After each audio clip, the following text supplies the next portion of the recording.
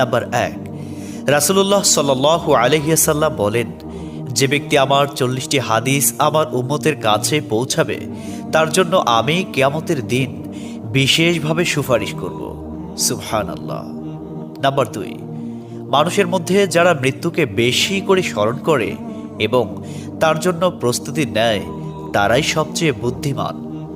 Number 3, প্রত্যেক জিনিসের জাকাত আছে, আর দেহের জাকাত হচ্ছে রোজা। নাম্বার 4, যে তার সময় আল্লাহর জন্য ব্যয় করে না তার জন্য জীবন অপেক্ষা মৃত্যু শ্রেয়। নাম্বার 5, যারা সব সময় ইস্তিগফার তথা ক্ষমা প্রার্থনা করে তাদের সাথে উঠা বসা করুন, কেননা তাদের হৃদয় সবচেয়ে কোমল হয়। নাম্বার 6, তুমি যত সিজদা দিবে আল্লাহ তত গুণা তোমার মাফ করে দিবেন। সুবহানাল্লাহ।